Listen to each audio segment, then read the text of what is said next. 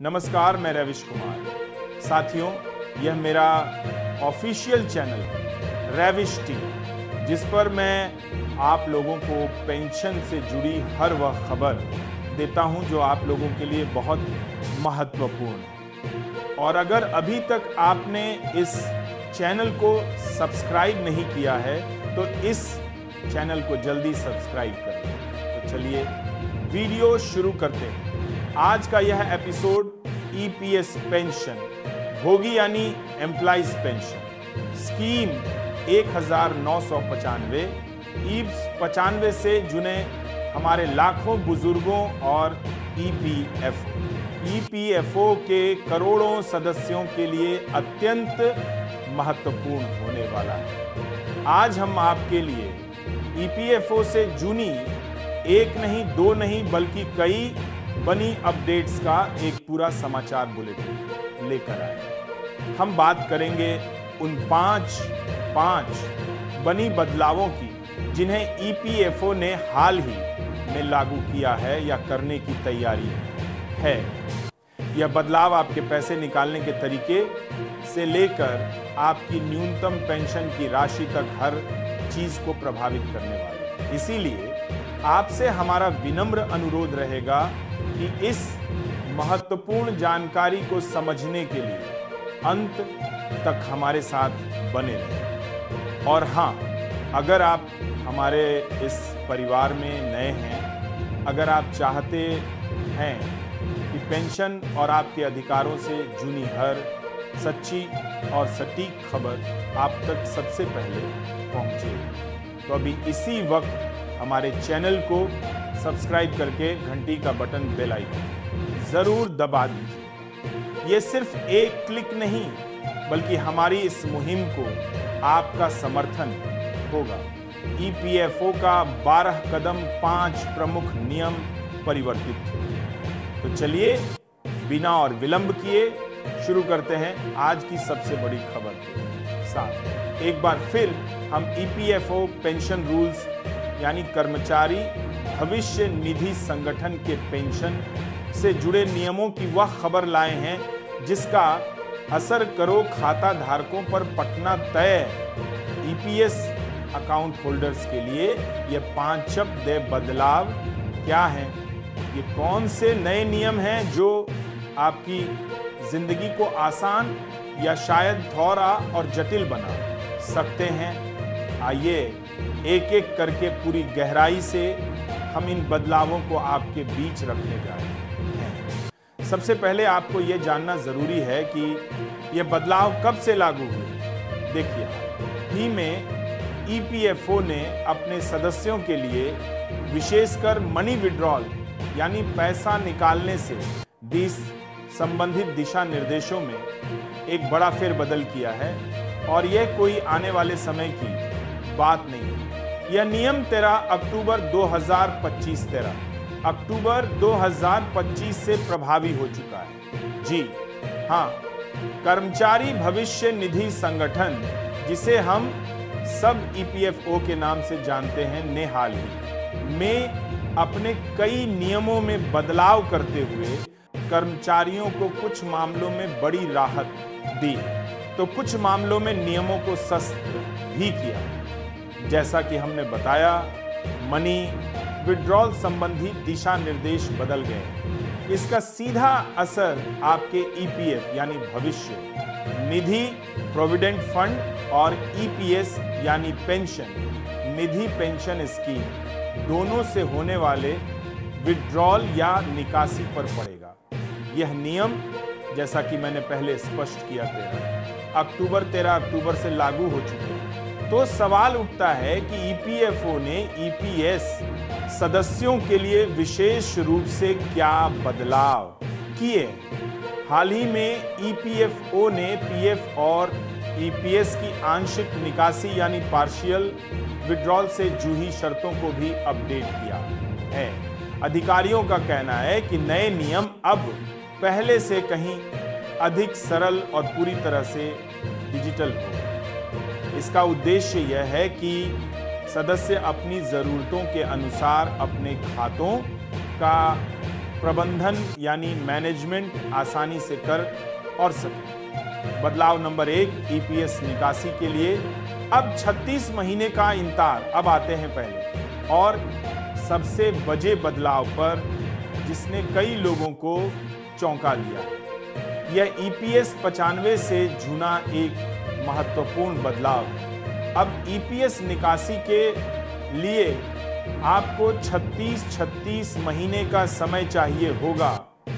इससे विरा विस्तार से समझिए। पहले का नियम क्या था? पहले यदि कोई कर्मचारी अपनी नौकरी छोड़ देता था या किसी कारणवश बेरोजगार हो जाता था तो वह सिर्फ 2 महीने की बेरोजगारी अवधि के बाद अपने ईपीएस खाते में जमा राशि को निकालने का हकदार हो जाता था। यह एक छोटी अवधि थी जो तात्कालिक आर्थिक जरूरतों को पूरा करने में मदद करती थी। लेकिन अब इस नियम को पूरी तरह से बदल दिया गया है। नए दिशा निर्देशों के तहत यदि कोई कर्मचारी अपनी नौकरी छोड़ता है या बेरोजगार हो जाता है तो वह 36 महीने पूरे होने के बाद ही यानी पूरे 3 साल के बाद अपनी ईपीएस राशि को निकाल सकेगा। ये अवधि पहले सिर्फ 2 महीने की। यह एक बहुत महापरिवर्तन है जिसका उद्देश्य शायद यह हो सकता है कि कर्मचारी छोटी छोटी अवधियों के लिए पैसे निकालने की बजाय पेंशन फंड में बने रहें और अपनी सदस्यता को जारी रखें। लेकिन इसका दूसरा पहलू यह भी है कि जिन्हें सच में जरूरत है उन्हें अब 3 साल का लंबा इंतजार करना पड़ेगा। बदलाव नंबर 2, पेंशन भुगतान प्रणाली अब पूरी तरह डिजिटल सीपीपीएस। चलिए अब दूसरे बैठे बदलाव की बात करते हैं और यह एक बेहद सकारात्मक और स्वागत योग्य कदम है। अब पेंशन भुगतान प्रणाली पूरी तरह से डिजिटल हो गई। लेकिन अब इस नई प्रणाली के तहत पेंशन होगी अब देश के किसी भी बैंक की किसी भी शाखा से अपनी पेंशन आसानी से प्राप्त कर सकते हैं। इस बात से कोई रर्क नहीं पड़े कि उनका पीपीओ यानी पेंशन भुगतान आदेश मूल रूप से कहां से या किस शहर से जारी किया गया था। यह सच में ई और लिविंग की दिशा में एक बचा कदम है जो हमारे बुजुर्गों को बैंकों के चक्कर काटने से मुक्ति दिलाएगा। बदलाव नंबर 3, न्यूनतम पेंशन राशि बढ़ाने की तैयारी। अब आते हैं उस बदलाव पर जिसका इंतजार आप, हम और 70 लाख से अधिक पेंशन भोगी पिछले कई सालों से कर रहे हैं। तीसरा बड़ा अपडेट है न्यूनतम पेंशन राशि बढ़ाने की तैयारी। जैसा कि आप सभी जानते हैं और यह दर्द आप सभी हर महीने झेलते हैं। ईपीएस 95 के तहत वर्तमान न्यूनतम पेंशन की राशि मात्र 1000 प्रतिमाह है। ये राशि आज से लगभग 111 साल पहले तय की गई। 11 साल पहले के एक हार रुपए और आज के एक हार रुपए की क्रय शक्ति में भमीन आसमान का अंतर आ चुका है। आज के महंगाई के दौर में जहां दवाइयों का खर्च भी हारों में है, वहां एक हार रुपए की पेंशन राशि सच कहा जाए तो एक भद्दा माना लगती है। लेकिन अब इस मोर्चे पर एक मजबूत और सकारात्मक खबर आई है। खबर यह है कि श्रम संबंधी संसदीय स्थायी समिति parliamentary standing committee on labour ने इस राशि की गंभीरता से समीक्षा की। समिति ने यह माना है कि यह राशि अपर्याप्त है और इसमें तत्काल वृद्धि की सिफारिश है।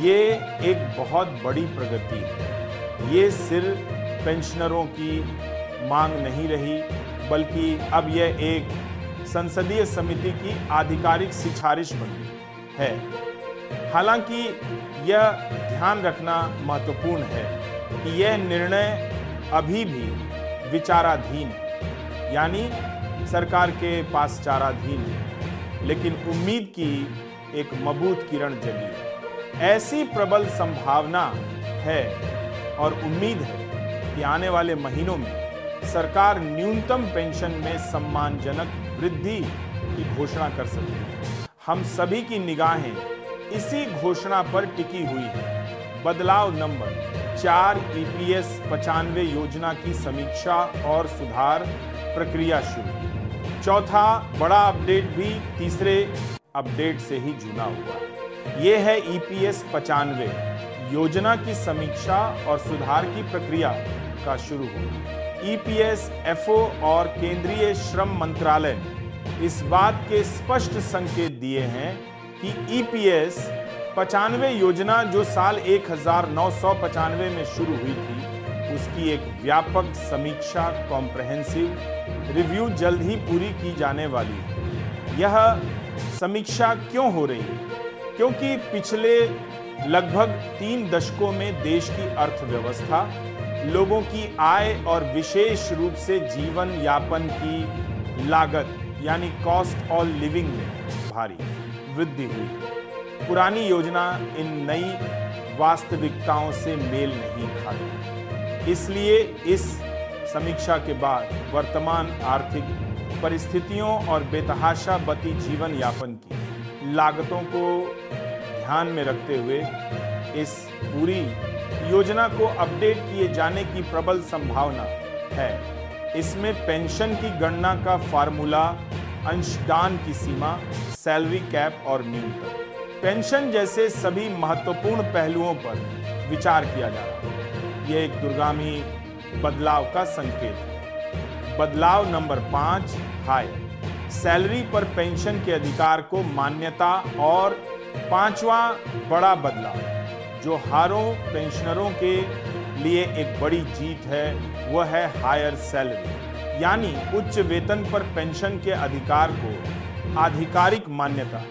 आप सभी पिछले कुछ वर्षों से चल रहे हायर पेंशन के इस लंबे कानूनी संघर्ष से वाकिफ है। माननीय सुप्रीम कोर्ट के फैसलों के बाद भी स्थिति में बहुत भ्रम था, लेकिन अब हाल ही में आए अदालती फैसलों के अनुरूप EPFO ने आखिरकार यह स्पष्ट कर दिया है कि वे कर्मचारी जिन्होंने अपने वास्तविक उच्च वेतन के आधार पर यानी 15 हार की सीलिंग से ऊपर EPS में योगदान दिया है, और महत्वपूर्ण बात यह तय है कि जिनके उस उच्च योगदान को EPFO द्वारा स्वीकार कर लिया गया था, वे सभी अब उच्च पेंशन के यानी हायर पेंशन के कानूनी रूप से हकदार हैं। यह उन सभी लोगों के लिए न्याय की घी है जिन्होंने ज्यादा योगदान तो दिया लेकिन उन्हें पेंशन कम मिल रही थी या उनके आवेदन खारिज कर दिए गए। अब ये अधिकार स्पष्ट हो। तो ये थे वह 5 महत्वपूर्ण बदलाव जिनकी जानकारी हम आपके बीच लाए थे। ये जानकारी आपको कैसी लगी? क्या आपके मन में इन बदलावों को लेकर कोई सवाल है? वह हमें टिप्पणी करके कमेंट करके जरूर बताइएगा।